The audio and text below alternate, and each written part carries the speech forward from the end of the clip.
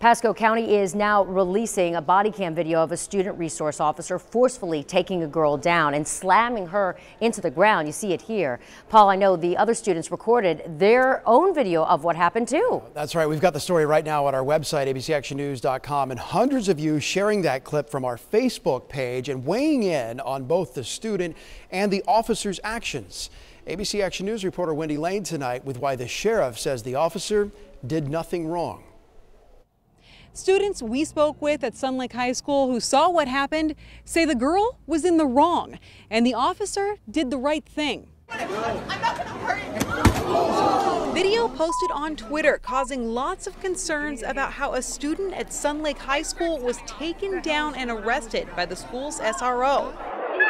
Hello, what's going on? Today, the sheriff released body cam video of the entire 8-minute-long incident. I don't want you to get in any trouble. The video shows SRO Rick Stacken being called to the cafeteria after administration said a student was being disruptive and would not go back to class.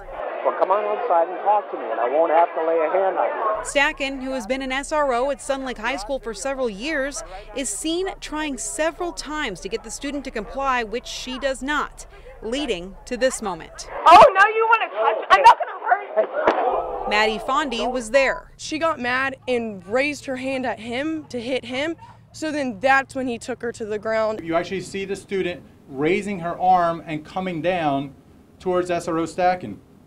He did an armbar takedown. He grabbed her arm and he took her down. The sheriff says after reviewing the evidence, the student resource officer did nothing wrong. Fondy agrees. It definitely was not his fault. He was not in the wrong for anything. He had to. If teenagers and children in schools believe they have more authority than the teachers, the principal, administrators, and school resource officers, we're in a lot more trouble than we think we are. We did reach out to the student and her family, but have yet to hear back from them. In Pasco County, Wendy Lane, ABC Action News. Well, just beautiful outside. A little breezy, humidity is down. Perfect weather, especially for the end of April, because every now and again, even this last weekend, we hit 90 both days. So it doesn't take much for us to get hot, but on days like today, especially in the morning, you step outside, it's refreshing, really was, with temperatures in the 50s and 60s. There's a look outside now from the circles in Apollo Beach. Skies are clear, and with those clear skies, Titan Doppler radar is rain-free. Stays that way for a while, maybe an isolated shower by Friday. Temperatures right now, normally we should be about 82, 83, mid-70s across most of the area from the beach over to Tampa, Apollo Beach up to Brooksville. Now you go east of I-75 away from the sea breeze, a little bit warmer. Still though, cooler than normal with temperatures in the lower 80s. And early this morning, started out in the mid-50s from Brooksville to Inverness to Lakeland, upper 50s in Bartow, closer to the beach, upper 60s to near 70s. But even though it was warm, it still was comfortable with that drier air and those lower dew points. So what about wake-up time tomorrow? Still awfully nice under clear skies. Mostly temperatures come wake-up time in the upper 50s again from Pasco, Hernando, and Citrus County. Skies will be clear. Not saying you'll need the jacket, but it will be nice. And even mid to upper 50s east of I-75 from Bartow to Wauchula back to Lake Placid. So another day of beautiful weather, and then the changes arrive by later on this weekend and into next week. Outside right now, Tampa 76 degrees, Clearwater 78, lots of sunshine across the area.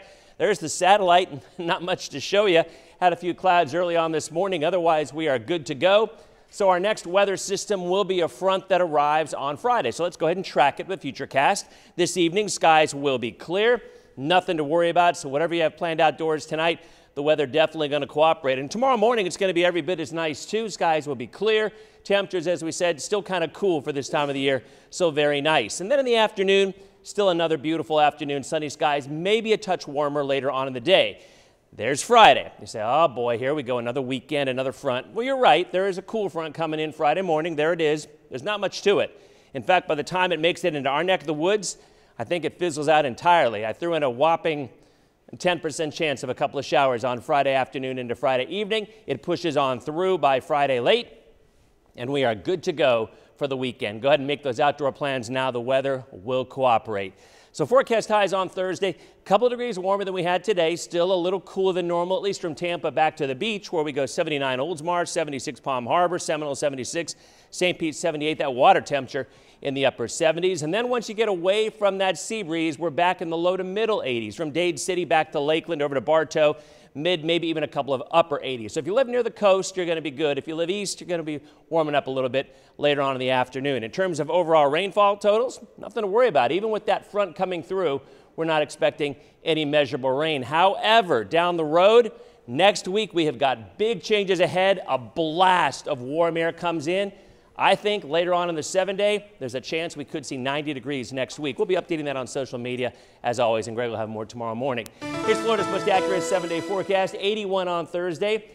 Friday, maybe an isolated shower. Saturday, 81. The weekend looks great. Go ahead and make the plans now. 80, a little cooler on Saturday than Sunday. In fact, we start to warm up pretty quickly on Sunday, back up to 86. And then by the end of the 7 days, in fact, if we had an 8-day forecast, I think you'll see 90 degrees in Tampa. Looks good. Thanks, Dan. Well, underwater for nearly 10 minutes. The crucial actions from a group of bystanders that helped free a little boy.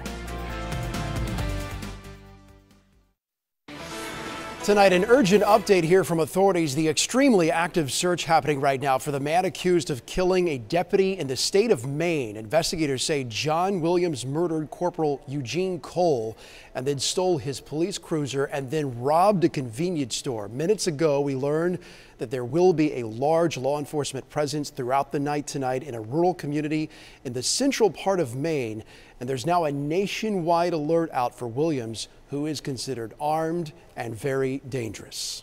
Some dramatic video tonight from South Carolina of a 12-year-old boy stuck underwater for more than 9 minutes. Hard to imagine here, and we should warn you that the video is hard to watch, but police tell us the boy is still alive tonight. Now, in this surveillance video, you can actually see two boys playing near a suction pipe. There was a grate over the pipe, but the boys removed it after diving down several times. One of the boys' legs ends up getting stuck, and you can see his friend trying to pull him free before calling for help. Well, several adults ran to help, as you just saw. Thankfully, one of them knew how to give underwater mouth-to-mouth, keeping that boy clinging to life for those 9 long minutes. Officers finally arrived, pulling him from the water, giving him CPR for another 12 minutes. Before taking him to the hospital on a stretcher. Underwater, mouth to mouth. I didn't even know there was such a thing, but thank goodness he's okay. Laura's here right now joining us with what we're working on tonight at 5:30. Yeah, we got a lot to get to today, a lot of developing stories at 5:30. First, high school seniors mourning in what should be some of the happiest times of their lives before graduation. Tonight, what they're doing to remember their classmate who died in a car crash.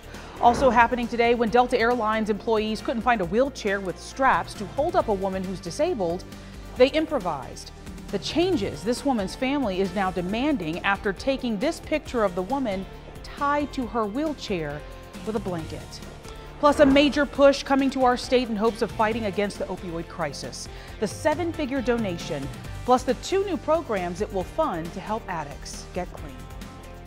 Closed captioning is brought to you by Lakeland Toyota. Save more on I-4.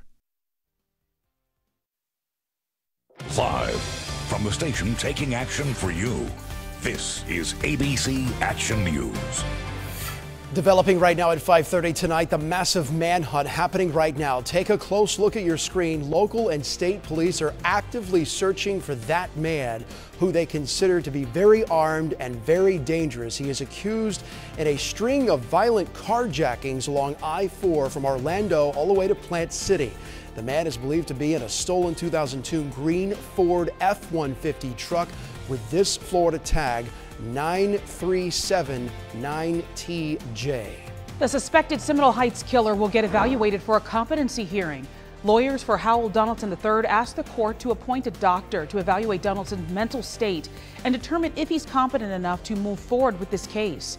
The attorney for Donaldson's parents says today's decision could be huge for the defense. And a tragic update tonight about a deadly accident that killed a 17-year-old girl in Pasco County, a high school student.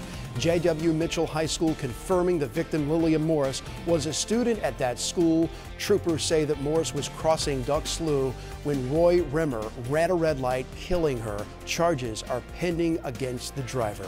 Good evening, everyone. I'm Paul Legron. And I'm Laura Harris. Tonight, a second community in mourning as well, as the crash you see right there next to Paul, killing one teenager and injuring two others just outside of their high school, Lakewood High School, yesterday afternoon. And Laura, police have yet to release details into what exactly caused the deadly crash outside that St. Pete High School.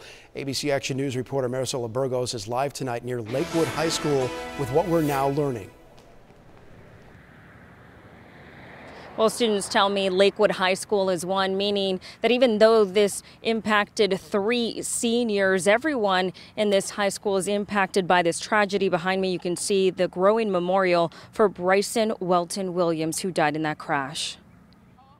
Raw emotions from classmates of 18-year-old Bryson Welton-Williams. I was at home and I got a phone call and it was like, yo, your friend, your brother, like, he gone. I was like, nah, it can't be true. A reality friends are slowly learning to accept. 24 hours after the crash, students left notes, flowers, and teddy bears. Close friends remembered Bryson's personality. Goofy, light to make your day, brightens up your day, good energy, just a great person. Bryson and 2 friends left school yesterday. Moments later, their car crashed into a tree. Police say for some reason Bryson lost control. He died in the crash. Today, students honored his memory at Lakewood High School by making jackets with his picture. He's still with me. Either way, he's still with me. Still gonna make me laugh. Passengers Joshua Heath and Ramcharan Lattimore survived the crash. Joshua's nephew gave us these pictures of him recovering at the hospital. Ramcharan's dad told me his son is home and working through his emotions. Detectives say Ramcharan Lattimore was the only person wearing a seatbelt yesterday. There were grief counselors at school today. District officials say they will make them available as long as students and staff need them. Again, detectives have not released the cause of this crash. Reporting live, Marisol Burgos, ABC Action News.